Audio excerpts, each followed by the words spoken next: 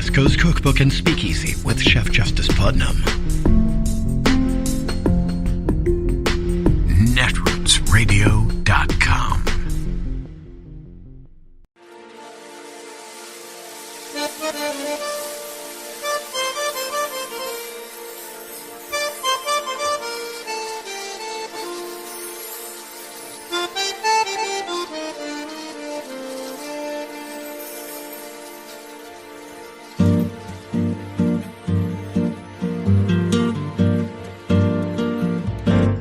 Je voudrais du soleil vert, des dentelles et des théières, des photos de bord de mer, dans mon jardin d'hiver. Je voudrais de la lumière, comme en Nouvelle-Angleterre. Je veux changer d'atmosphère, dans mon jardin d'hiver. Ma fleur sous la pluie de novembre, tes mains qui courent, je n'en peux plus de t'attendre. Les années passent, il est loin, là je tombe. Nul ne peut nous entendre. Je voudrais du Fred Astaire, revoir un latte. The Department of Justice asked a federal court to block Friday's ruling that threatens access to a key drug that's used in medication abortion. That ruling came on Friday evening from a district judge in Texas who was appointed by Donald Trump. It would suspend the Food and Drug Administration's 20-year-old approval of mifepristone, which is one of two medications that's used together in the majority of medication abortions in this country. In fact, they make up the majority of all abortions in this country now. And that further complicates things. Another federal judge, this time in Washington state, issued a dueling ruling on mifepristone on Friday night. His decision in an entirely separate case bars the FDA from, quote, altering the status quo and rights as it relates to the availability of mifepristone. And now that we have these two contradictory rulings, the issue could soon land before the Supreme Court. In the meantime, there is bipartisan agreement among the likes of New York Democrat Alexandria Ocasio-Cortez and South Carolina Republican Nancy Mace, who both say that Republicans are on the wrong side of this issue and the FDA should just ignore the ruling from the Texas judge. This is an issue that Republicans have been largely on the wrong side of. We have, over the last 9 months, not shown compassion towards women. And this is one of those issues that I've tried to lead on as someone who's pro-life and just have some common sense. In the state of South Carolina, just a few weeks ago, we had some folks in the state legislature that essentially wanted to execute women who had abortions. So we've got some extreme views on this issue, but 90% of America is somewhere in the middle. And I think that 90% would be okay with listening to the FDA rather than a judge who used an old law that was determined unconstitutional by the Supreme Court. Governor Gretchen Whitmer is a Democrat of Michigan. Last week, she repealed her state's 1931 ban on abortion. She joins me now. Governor, good to see you. Thank you for being with us. Hi, Allie. Good to be with you. You have been fighting to protect abortion rights in Michigan. This was central to your reelection campaign last fall. Your state responded to the fall of Roe v. Wade with a ballot measure to ensure a woman's right to an abortion. And that issue drove voters to the polls who might not have otherwise even turned out. With all of that, this ruling out of Texas could affect the ability of women to get abortions, even in a place like Michigan where it's entirely legal. Well, it's true. And, it's really kind of stunning that we have one, a right-wing group picked an extreme judge. They cherry-picked him. And now he has substituted this wild-eyed opinion for what has been effective, safe medical care for women for decades. The people of this country are telling us over and over again, they expect these fundamental rights to continue to be there for future generations. You look at Kansas, Wisconsin, Michigan, In 2016, they were completely Republican-controlled states. Now there are 3 Democratic governors. The people have spoken. They expect these rights. Overwhelmingly, they turn out. So this is not a Republican or Democratic issue. This is an issue that the majority of people in this country expect to have been settled and want to have these tools in the event that a woman is in a position that she needs to make a decision about her future. And guess what? That happens every day in this country. Ahead of the election in November, polling in Michigan showed that 43% of your state's voters said that abortion was, in fact, the single biggest issue motivating them to vote. On Election Day, voters approved this amendment to the state constitution guaranteeing a right to an abortion. How much was the threat to abortion rights a factor in you and your Democratic colleagues sweeping the state last year? How big a deal was that particular topic? I think it was a big part of it. You know, we had gerrymandered districts for the first time. That helped too. Voting rights was definitely on the ballot as well. But I think abortion was central, right?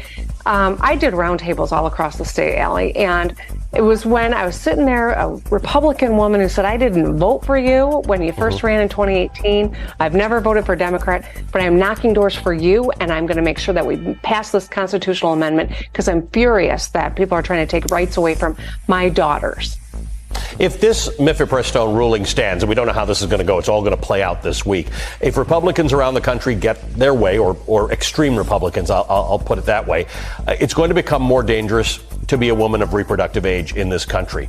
How does someone like you, who's at the top of the decision-making food chain in your state, fight against that threat that it's not simply an abstract right to abortion, which is what many people thought when Roe v. Wade fell, but it's truly this threat you're talking about to bodily autonomy, safety of women who become pregnant, and decision-making that should be part of a woman's life on a daily basis? Well, we're trying to anticipate where the next attack's coming from. I mean, this is not settled. This is not over. We amended our Constitution in Michigan, double-digit decision. I mean, it wasn't even close. And yet we know that with this Texas judge, a lot of those tools are now very much at risk once again. And that's why we worked with our insurers to make sure that they would not withdraw coverage for mifepristone. I don't know that other states have done that, but we foresaw where this was going. There's going to be a lot of work ahead. Now is not the time to check out or to make an assumption that these are settled rights, whether it's here in Michigan or any part of this country. This is still very much at risk, and there's still a lot of work to do. Some of this is about extremism around abortion positions, but some of it's about extremism generally. This is something you have uniquely faced in your time in office. We are seeing Republicans around this country staking out extreme legislative positions on not just abortion, but Idaho. The governor's just signed a bill making it illegal to help a minor obtain an abortion out of state. Florida Republicans have advanced a 6-week ban that's about to be signed by the governor.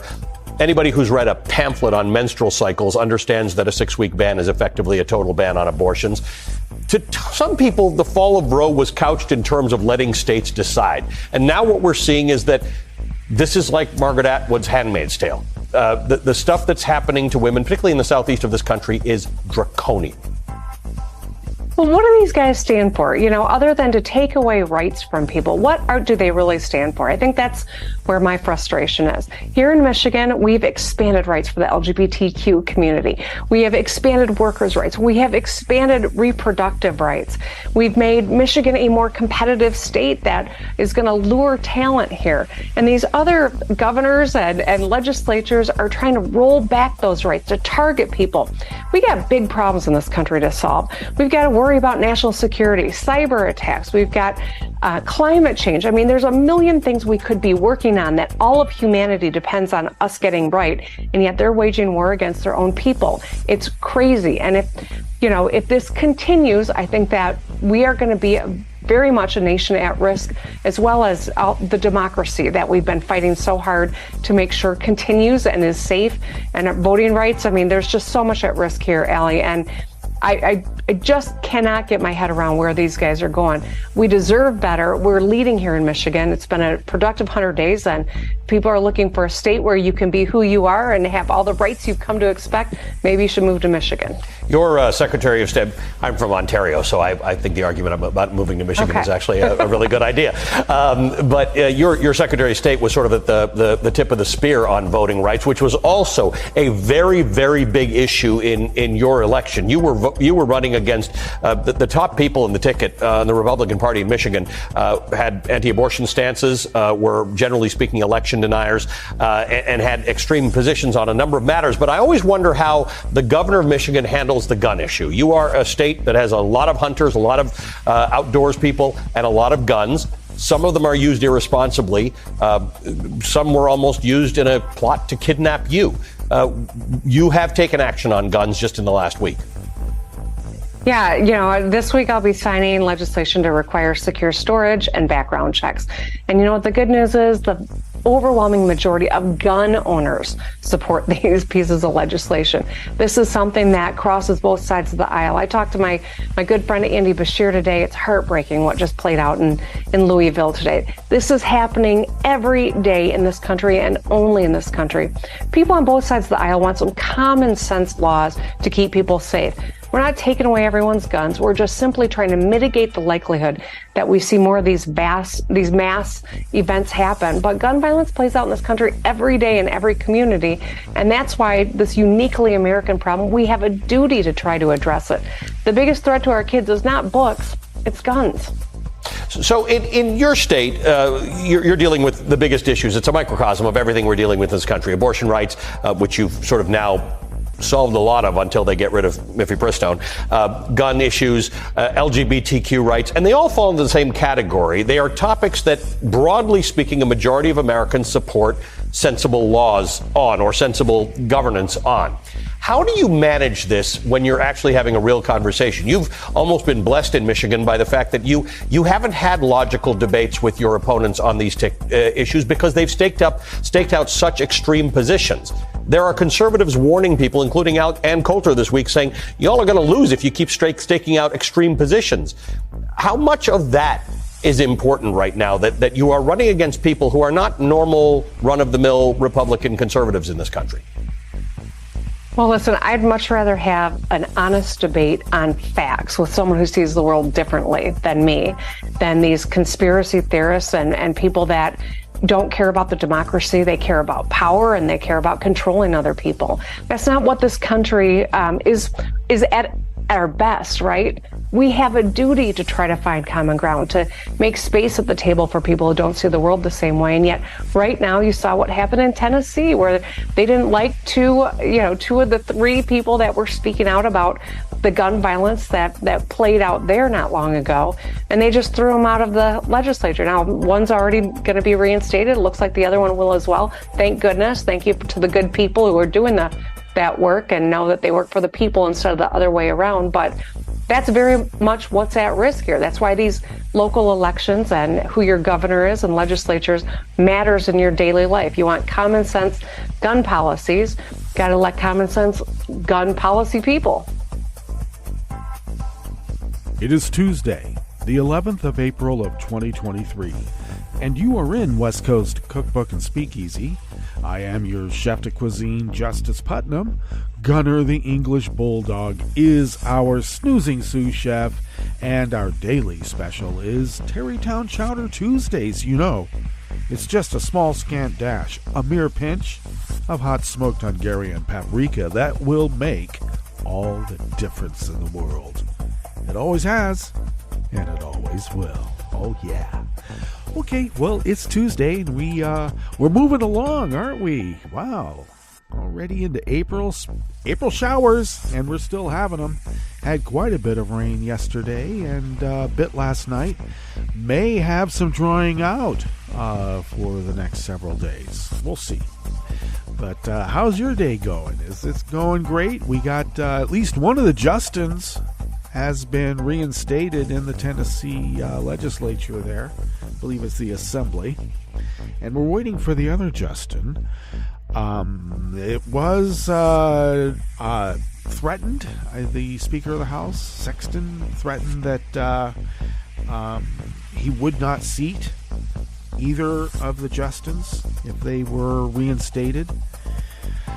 And he did back down. The Tennessee GOP did back down on that. Also, apparently they may have backed down on threatening Nashville, which is part of the Justin Pearson's district, threatened to pretty much defund Nashville if they deign themselves to reinstate Justin Pearson back into the State House. Apparently that may have been rescinded too, because have they, meaning the Tennessee GOP, awakened the sleeping giant, filled them with a terrible resolve. And that resolve is, hey, due process, equal protection for all, the kids are all right, except for the ones that aren't. And we know who they are, Kyle Rittenhouse.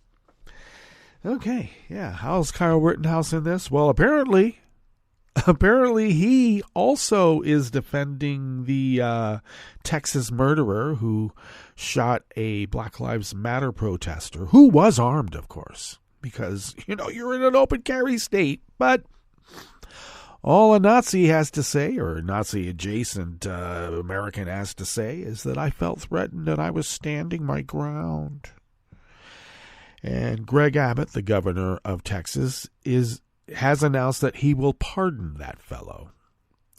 Kyle Rittenhouse and Tucker Carlson said, "Why is he being railroaded?" He wasn't railroaded. A jury of 12 people unanimously prosecuted or decided the guy was guilty. A preponderance of the evidence showed it. He planned it. He instigated it. He carried out the murder. And now he's talking about self-defense. And Greg Abbott is going to give him succor. Well, the reason for that is because we need to remember the Alamo. And what is the Alamo about? I'll say it once again. I just will. You remember the Alamo because Texas wanted to be a slave state. They had it good until the rest of the world said, slavery is not really something that we want in modern society. And Texas said, modern society? We don't want that.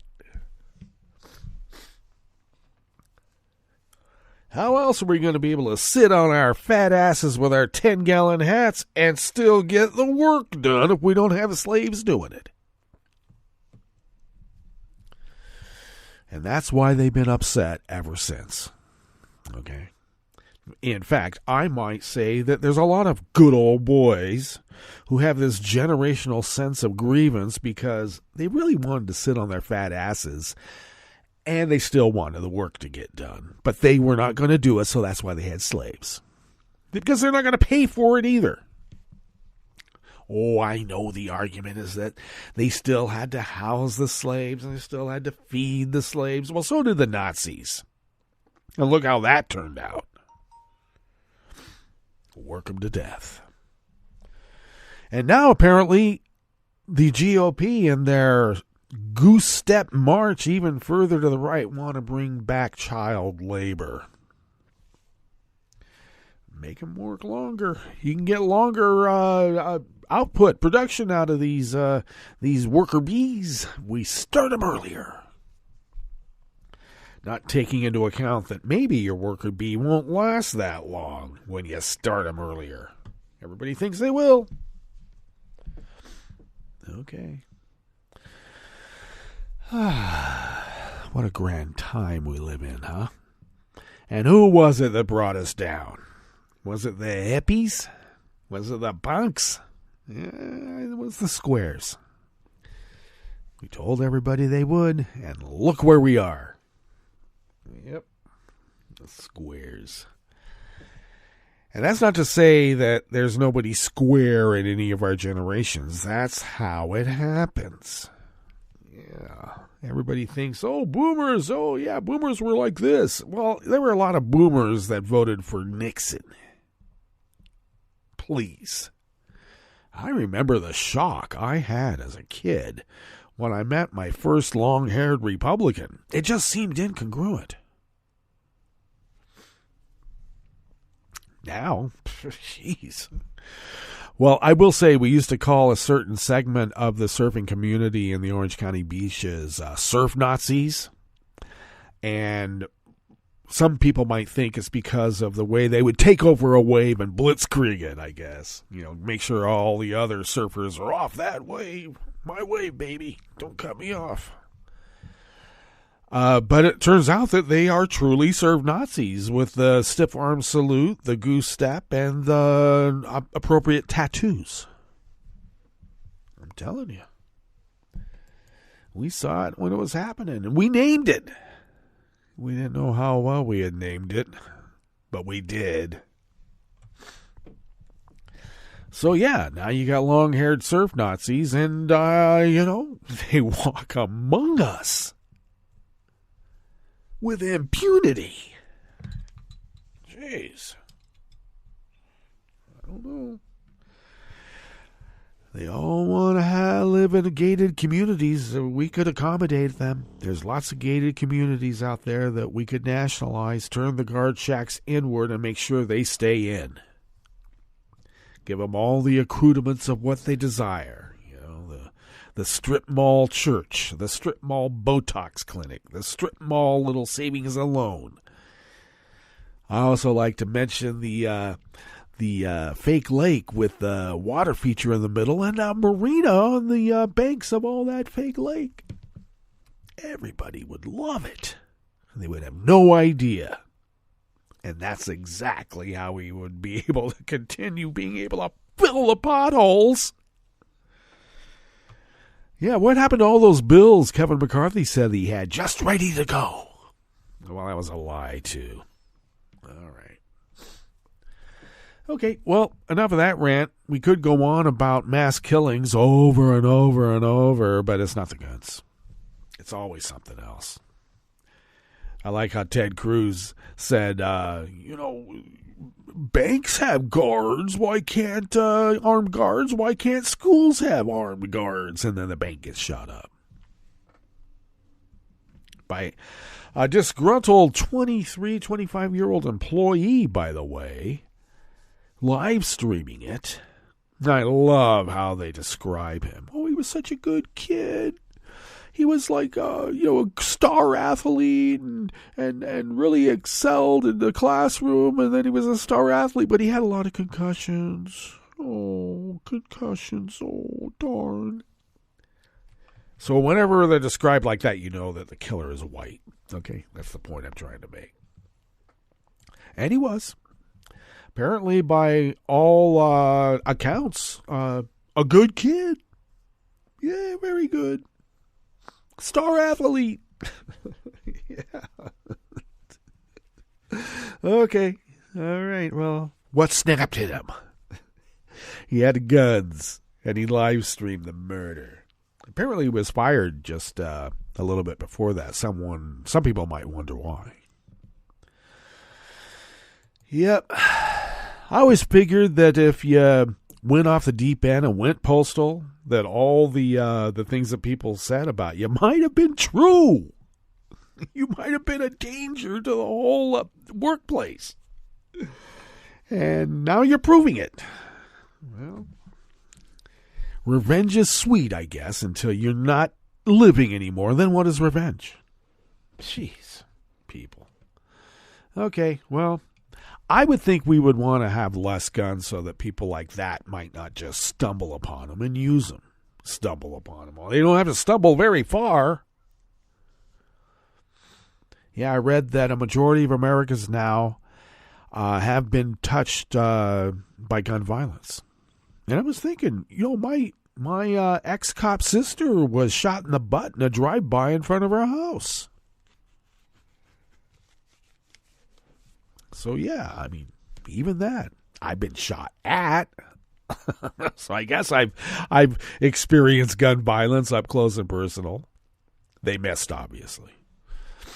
But, yeah, with handguns, generally, the further away you are, the less accurate they are. So, long rifles, sometimes you might want to close the distance, but I don't know, with these killing machines that just anybody can have. I don't know. I don't know if I'd want to advance on that. I think I'd want to get as far away as possible. Maybe not move and pretend I'm dead so they would pass me by. I hope. You got to count on kids to be able to fix your computer and save you in a shooting at a school because they know what to do. Okay. Enough of that. We do have a curated show for you, as you know, because we always do. And I had to get Gretchen Whitmer up there at the top. I love Big Gretch. She's great. And the people have spoken, and they expect abortion rights. Yes, they do. In spite of these extremists, and you know who we are talking about. On the rest of the menu here in the Bistro Cafe of West Coast Cookbook and Speakeasy, Tarrytown Chowder Tuesdays.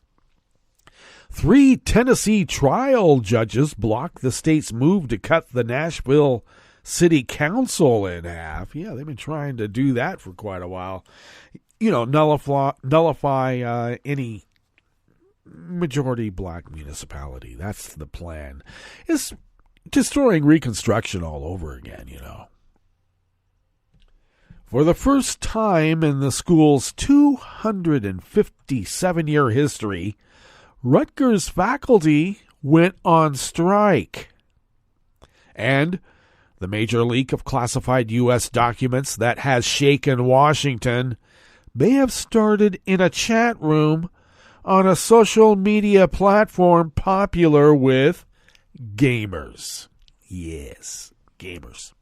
After the break, we move to the chef's table, where a top judge in Greece's Supreme Court quit in a legal dispute over the upcoming elections. He's upset the Nazis are not allowed to run. Good for him. Get out of there. And the UN Food Agency said it urgently needs $800 million for the next 6 months to help Afghanistan.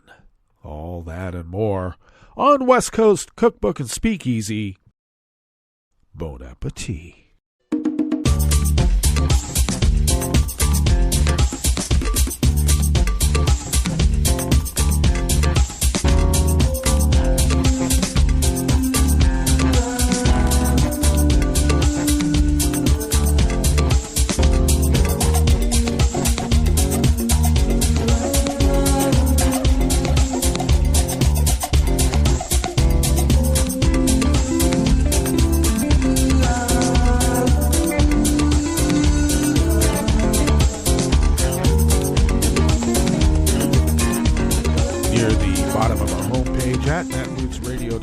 To the right of the page is the chat room link, and the chat room is monitored by Kelly Lincoln, and thank you, Kelly. Across the page from that chat room link to the left and just down a skosh is the link to our Patreon page, and if you could become a recurring Patreon of Netroots Radio, it really does help us pay the bills and all the other expenses that it takes to run this powerhouse of resistance. And if you could afford to send us what you might spend on an espresso-type coffee drink once a month, send those funds to us once a month. We are able to pool that with like-minded individuals such as you and put a big dent on those bills and all the other costs it takes to run this powerhouse of resistance. And thank you for your generosity, and thank you to those of you who may be considering being so generous in the future, because we're not going anywhere. We need to continue fighting this, the good fight. Get in good trouble.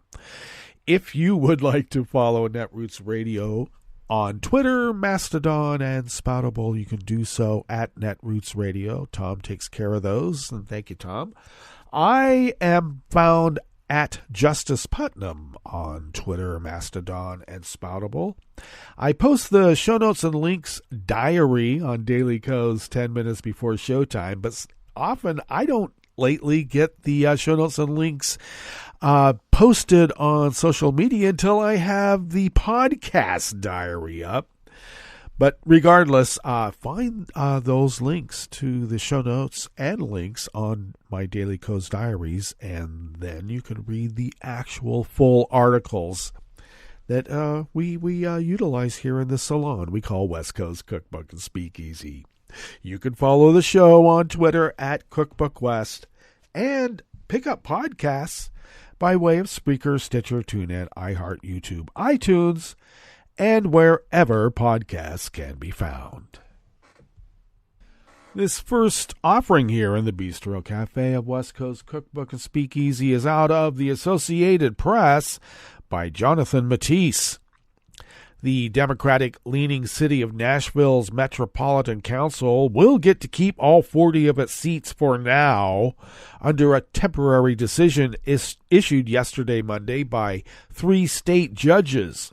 The ruling stymies an effort by state Republican lawmakers to cut the council in half after it blocked the 2024 Republican National Convention from coming to the Music City. Nashville has operated under a combined city-county government system with 40 council members since 1963, when leaders were wrestling with consolidating the city and surrounding county as advocates worked to ensure black leaders maintain strong representation there. The new statute at issue would require Nashville to craft new council districts by May 1st, a deadline city officials say is unreasonable. 3 state court trial judges, one from Nashville, one from Shelby County, and one in Athens, Tennessee, agreed, saying there is a compelling public interest in preserving the integrity of the metro election process that is already underway. Nashville government officials who filed the lawsuit have argued that changing the council's makeup now will throw this year's elections into chaos, in part because it would require redrawing district boundaries after more than 40 candidates have launched campaigns. Yesterday's ruling blocked the requirement pending the lawsuit's outcome. Attorney General John Skermetti's office is defending the state against the lawsuit. His spokesperson, Elizabeth Lane, said the office is still reviewing the decision. Wally Dietz, the law director for Nashville City County Government, which is seeking to overturn the new law, said in a statement that Nashville officials are grateful that the court issued an injunction based on its unanimous finding that Metro is likely to succeed on our claim that the legislature violated the Constitution by changing the rules for Metro alone in the middle of an election. The state law, which only applies to city or city-county governments, would cut Nashville's combined council to 20 people. No other Tennessee city or city government has more than that. If a metro government cannot make the changes in time for the next election, current members' terms are supposed to be extended for 1 year to accommodate the changes, and the next year for term would be reduced to 3. The election cycle would then return to once every 4 years. City officials have said the scheme violates the state constitution. A quarter of Nashville's council seats are held by black members, half by women, and 5 members who identify as LGBTQ+. Tennessee's GOP-dominant State House passed the law, having the number of seats earlier this year, one of many proposals Republicans have introduced to upend Nashville politics.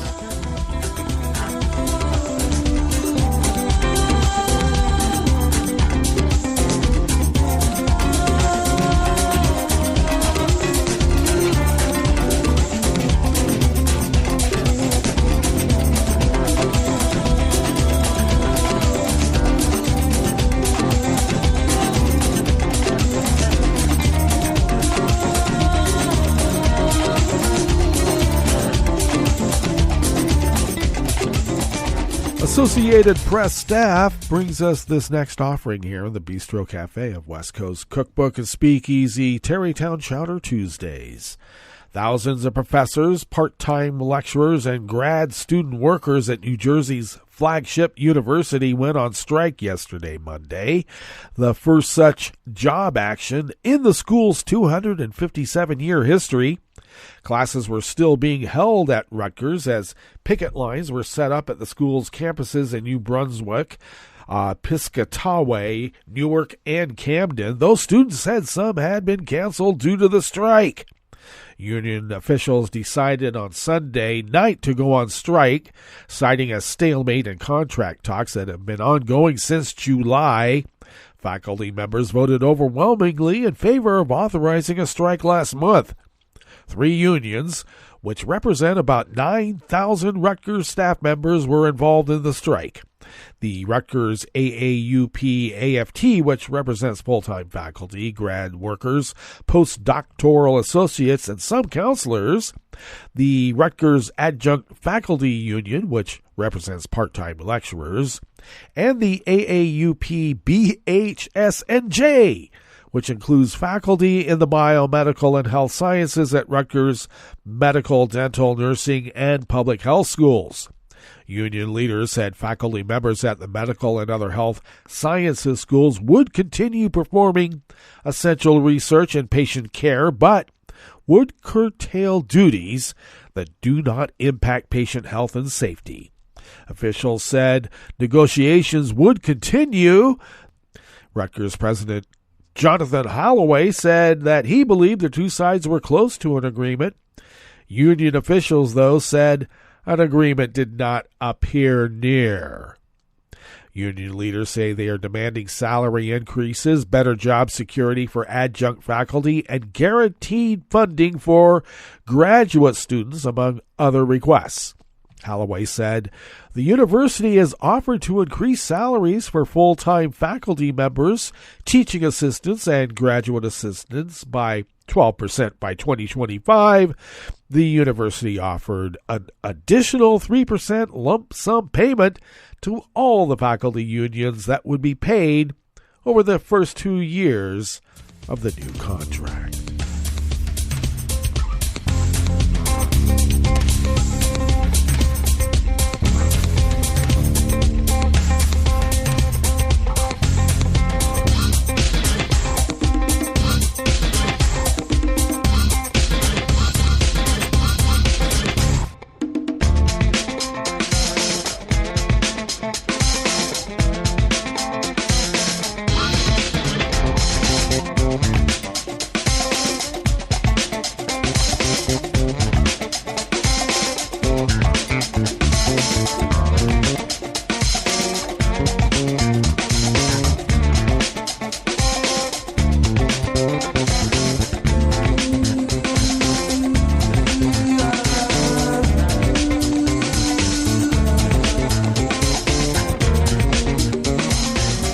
Merchant of the Associated Press brings us this final offering here in the Bistro Cafe of West Coast Cookbook and Speakeasy. A major leak of classified U.S. documents that's shaken Washington and exposed new details of its intelligence gathering may have started in a chat room on a social media platform popular with gamers. Held on the Discord platform, which hosts real-time voice, video, and text chats, a discussion originally created to talk about a range of topics turned to the war in Ukraine. As part of debates about Ukraine, according to one member of the chat, an unidentified poster shared documents that were allegedly classified, first typing them out with the poster's own thoughts, then, as of a few months ago, beginning to post images of papers with folds in them. The posts appear to have gone unnoticed outside of the chat until a few weeks ago, when they began to circulate more widely on social media and get picked up by major news outlets. The leaks have alarmed U.S. officials and sparked a Justice Department investigation. The records have provided startling and surprisingly timely details of U.S. and NATO assistance to Ukraine. They also provided clues about efforts to assist Ukraine in its war with Russia, including an anticipated spring offensive. The scale of the exposure has yet to be determined. Also unclear is whether any government worked to share the documents or manipulate them. As of yesterday, Monday, asked yesterday, Monday, if the U.S. government was effectively waiting for more intel documents to show up online, National Security Council spokesman John Kirby replied, "The truth and the honest answer to your question is, we don't know. And is that a matter of concern to us? You're darn right it is." Chris Mager, top spokesman for the Pentagon, urged caution in promoting or amplifying any of these documents, adding that it does appear that slides have been doctored, meaning there are online slide rules where you can increase or decrease the numbers of dead, munitions, etc., etc. The breach underscores the difficulties the U.S. and other governments face in securing classified info. Congressional reviews and experts have long warned of weaknesses in U.S. counter-intel, of the challenges of monitoring an estimated 3 million people with security clearances, and of agencies producing and over-classifying so much info that the U.S. cannot reliably control it. My only question is, apparently it's a kid, and members of this chat room have threatened that if this worker, they believe this worker inside the government, defense industry somewhere, who has access to these documents and push them out, the threat has been made that if that person is arrested, the rest of the chat room will leak all the rest of the documents they have. So my question is, will they be charged with a crime and at least serve the same amount of time as Reality Winner was? I mean, these documents seem to help Russia out quite a bit. Reality Winner, her leaks warned us of what the Russians were doing to destroy representative democracy, not only in the West, but here in the United States of America. Will these leakers be treated the same? Or will they get a slap on the wrist? We'll see. All right, let us now go to our break, and when we get back from that break, we will go through weather from around the world, and we will finish up with the stories that we've curated for you today. You are listening to West Coast Cookbook and Speakeasy, and we will be right back. You are listening to netrootsradio.com. Please hang up and try again.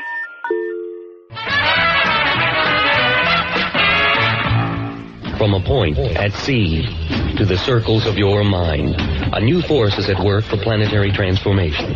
New radio for a new Earth.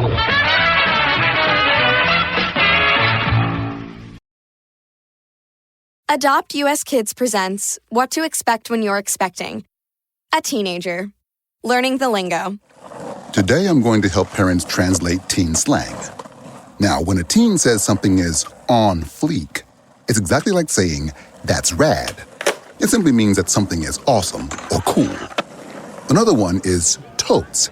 It's exactly like saying, totally, just shorter. As in, I totes love going to the mall with Becca. Another word you might hear is jelly. Jelly is a shorter, better way to say jealous. As in, Chloe, I am like so jelly of your unicorn phone case. You don't have to speak teen to be a perfect parent. Thousands of teens in foster care will think you're, rad, just the same. To learn more, visit adoptuskids.org. A public service announcement brought to you by the U.S. Department of Health and Human Services, Adopt U.S. Kids, and the Ad Council. Slip it, cuff it, check it. Talk to doctor now and share it. I get it, slip it, cuff it, check it twice a day. I get it, slip it, cuff it, check it in the morning and before dinner. I get it, slip it, cuff it, check it, and share it with my doctor. Nearly 1 in 2 U.S. adults have high blood pressure. That's why it's important to self-monitor your blood pressure in 4 easy-to-remember steps. It starts with a monitor. Now that I know my blood pressure numbers, I talked with my doctor. We're getting those numbers down. Get it, slip it, cuff it, check it. Talk to doctor now and share it. Be next to talk to your doctor about your blood pressure numbers. Get down with your blood pressure. Self-monitoring is power. Learn more at manageyourbp.org. Brought to you by the Ad Council, the American Heart Association, and the American Medical Association, in partnership with the Office of Minority Health and Health Resources and Services Administration. Hi, it's Tom.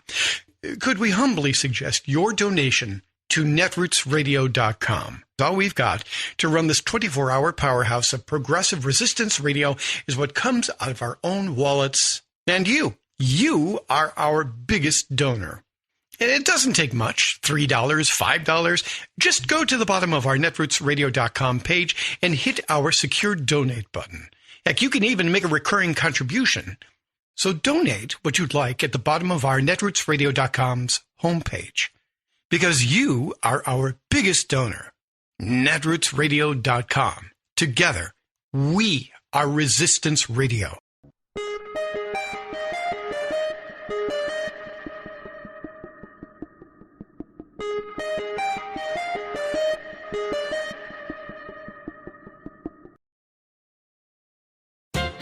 My city's daily newspaper has gotten so emaciated it should be in hospice care.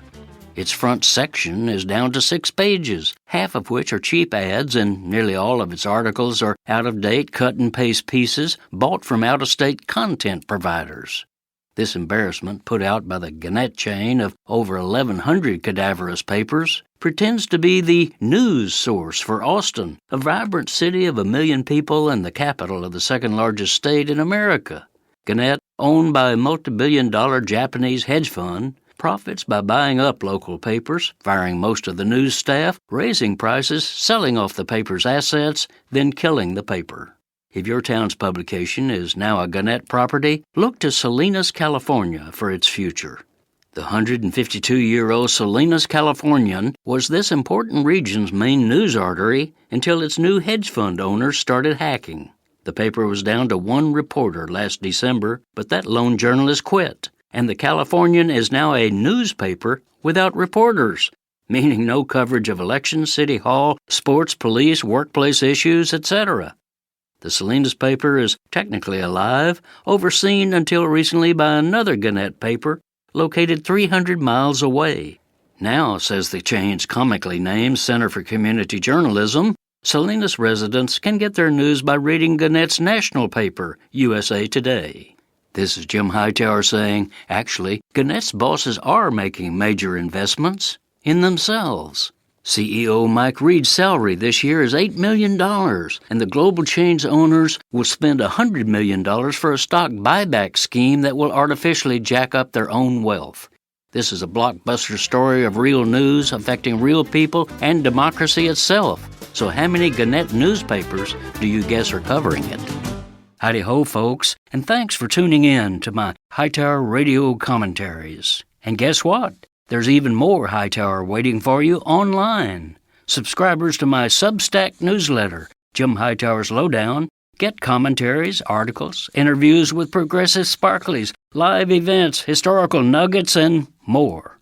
Go to jimhightower.substack.com to sign up, and you'll get more. That's jimhightower.substack.com. Book banning is at an all-time high. Listen up. This matters. I'm Louis Black, and this is the Civil Liberties Minute with ACLU attorney Bill Newman. The highest since the ALA, that's the American Library Association, began tracking this data 20 years ago. Twice as many bans in 2022 as in 2021, a year that itself had set an all-time high. Years ago, a local parent or community member might demand that a book be taken off the shelf. Now, there are demands for multiple removals, sometimes hundreds of books at a time, demands often made by organized groups, many national, that have a political or a social agenda. A few books have been challenged because they have racist language, but the vast majority of the books being targeted have LGBTQ themes. These groups don't want people to read these books. The director of the Library Association's Office for Intellectual Freedom is quoted in the recent AP story as saying that the last 2 years, quote, have been exhausting, frightening, and outrage-inducing. And the story is getting worse. Bills that do or may facilitate the restriction of books in public libraries and or schools have passed and or are pending in many states, including Iowa, Texas, Missouri, Oklahoma, and Florida, among others. Apparently, the 21st century crusade of book banning has only just begun. That's a fearful prospect, which speaks volumes. The Civil Liberties Minute is made possible by the American Civil Liberties Union because freedom can't defend itself. I'm Rick Smith, and this is Labor History in 2. On this day in labor history, the year was 1934. That was the day that labor organizer Frank Norman disappeared from the Lakeland, Florida area and was never heard from again. It's believed he was kidnapped and murdered by members of the Ku Klux Klan. Norman was organizing citrus workers in the northern part of the state. The citrus groves, cigar factories, and textile mills in the area maintained a highly segregated workforce. The Klan terrorized workers and labor organizers that dared to disrupt this segregation by attempting to organize workers across racial lines. Klan members marched in parades through workers' neighborhoods and burnt crosses near union meetings. The next year, another union organizer, Joseph Shoemaker, was kidnapped by the Klan. Shoemaker had come to Florida from Vermont to organize cigar workers. 44 Klan members took Shoemaker and 2 other men 14 miles into the woods outside of Tampa. Shoemaker's leg was plunged into boiling hot tar. He was beaten and tortured and left for dead. When he was found, doctors tried to save his life by amputating his leg. But after 9 agonizing days, he died from his injuries. The investigation into the crime showed collaboration between the Klan and the local police. 5 policemen were convicted and sentenced to just 4 years in jail for their role in the terror attack. But the next year, their sentences were overturned and they were released. No one was ever held accountable for the murders of Norman or Shoemaker. These 2 men and countless others forgotten by history gave their lives trying to organize workers and stand up for racial justice. The Klan terrorized union organizers across the South in states like Tennessee, Georgia, and South Carolina. Like what you hear? Check out more at laborhistoryin2.com.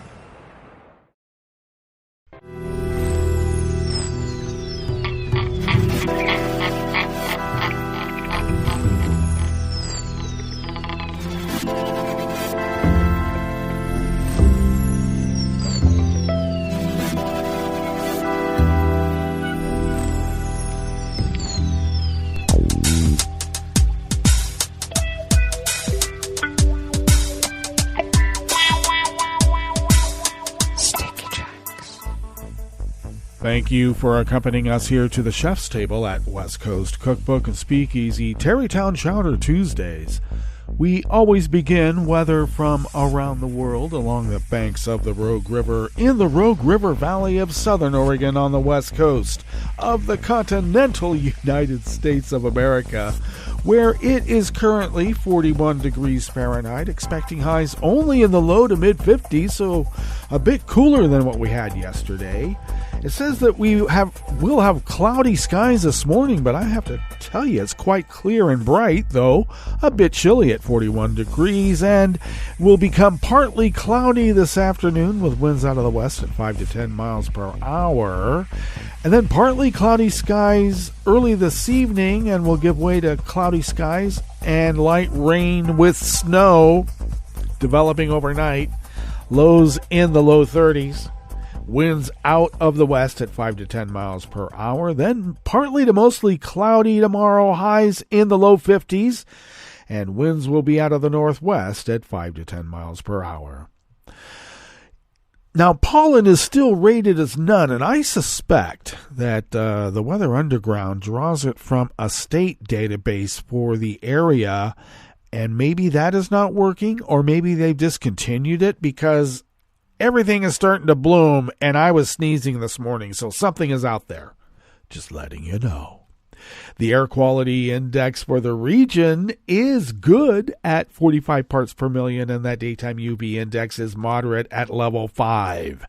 Barometric pressure is rising at 30.1 inches. Visibility is up to 10 miles, and relative humidity is at 88%. Weather from around the world is brought to you by a crowd of crowdsourced weather stations that crowdsources from around the world. London is 52 degrees with showers in the vicinity and a weather advisory about disruptive winds. Paris is 56 degrees with showers in the vicinity, and also it has a warning for disruptive winds. Rome is 63 and sunny, so go there, hang out at the Spanish Steps. Kyiv is 60 degrees and cloudy. Kabul is 60 degrees and clear. Hong Kong is 74 and fair. Tokyo is 64 and fair. Sydney, Australia is 60 degrees and partly cloudy. San Francisco, California is 54 degrees and cloudy with a small craft advisory on the bay and offshore. And New York is 64 degrees Fahrenheit fair with a red flag warning for high fire danger. And that is weather from around the world, brought to you by a crowd of crowdsourced weather stations that crowdsources from around the world.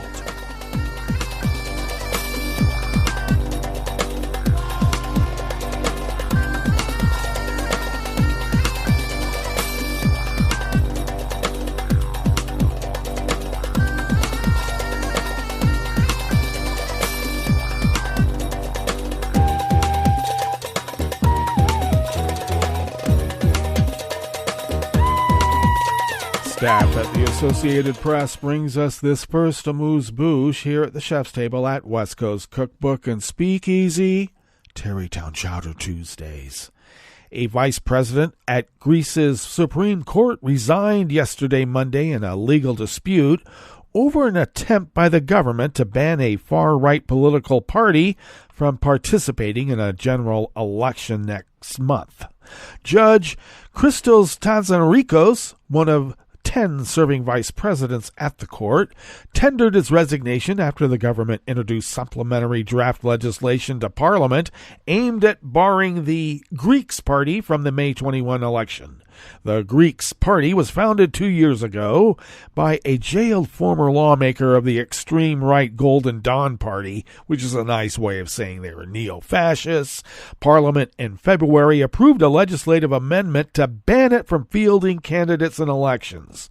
The party appointed a new leader last week to try to bypass the ban, prompting the government to submit a new amendment broadening the scope of the ban. It is also calling for a plenary session of the Supreme Court to consider the ban instead of a regular session.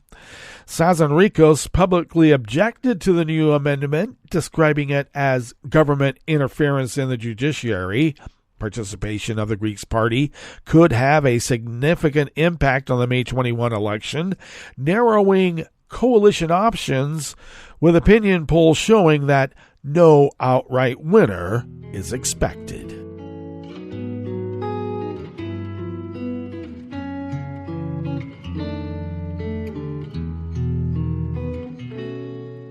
Je te donne ce mon amour pour la vie entière, la promesse de me trouver à tes genoux. Aussitôt que tu m'appelles, rester toujours fidèle, c'est tout, c'est tout. Je te donne tous mes printemps, mes étés de mer, mes automnes quand les feuilles tombent partout. Si ce n'est pas une bonne affaire, je te donne tous mes hivers, c'est tout. Ever-present staff at the Associated Press brings us this final amuse-bouche here at the chef's table at West Coast Cookbook and Speakeasy. The UN Food Agency said it urgently needs $800 million for the next 6 months to help Afghanistan, which is at the highest risk of famine in a quarter of a century. Aid agencies have been providing food, education, and healthcare support to Afghans in the wake of the Taliban takeover of August 2021 and the economic collapse that followed it, but distribution has been severely impacted by a Taliban edict last December banning women from working at national and international non-governmental groups.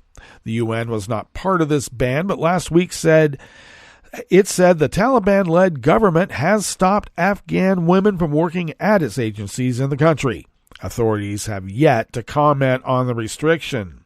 The World Food Program said women aid workers play a vital role in delivering the agency's food and nutrition assistance, and that it will make every possible effort to keep this going while also trying to ensure the active involvement of female staff. The UN said yesterday, Monday, that its Afghan operations remain severely underfunded, with $249 million reported to be confirmed for 2023, nearly one-third of the amount received for the same period in 2022. It said Afghanistan is dealing with its third consecutive year of drought-like conditions, a second year of crippling economic decline, and is still suffering from decades of conflict and natural disasters. Indeed. Well, that brings us to the end of our broadcast period for the day, but you do know Netroots Radio broadcasts on, and we will meet up here tomorrow for Smothered Benedict Wednesdays. So do stay tuned to Netroots Radio all day and all night for all the breaking news as it breaks, and we will meet up here tomorrow, right here, in West Coast Cookbook and Speakeasy. Bon appetit.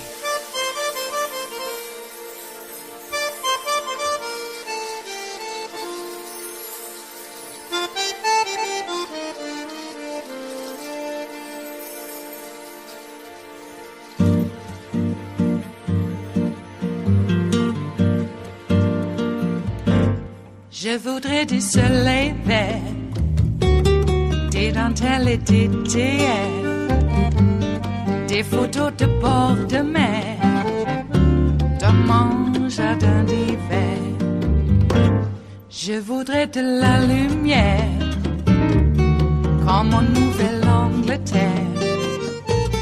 Je veux changer d'atmosphère, dans mon jardin d'hiver. Robe à fleurs, sous la pluie de novembre, tes mains qui courent, je n'en peux plus de t'attendre. Les années passent, qu'il est loin, là je tombe. Nul ne peut nous entendre. Je voudrais du Fred Astaire, revoir un latte Goël. Je voudrais toujours te plaire dans mon jardin d'hiver. Je veux déjeuner par terre, comme au long de golfe clair, t'embrasser les yeux ouverts dans mon jardin d'hiver.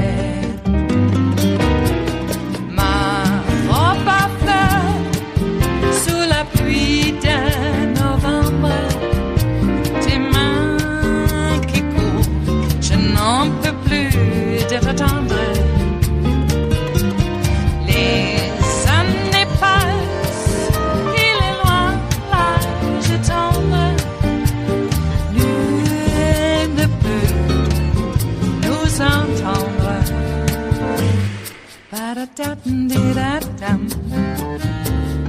Ba-da-da-dum-di-da-dum. Ba-da-da-dum-di-da-dum. Dans mon jardin d'hiver. Ba-da-da-dum-di-da-dum. Ba-da-da-dum-di-da-dum. Ba-da-da-dum-di-da-dum. Dans mon jardin d'hiver. Dans mon jardin d'hiver. Dans mon jardin d'hiver.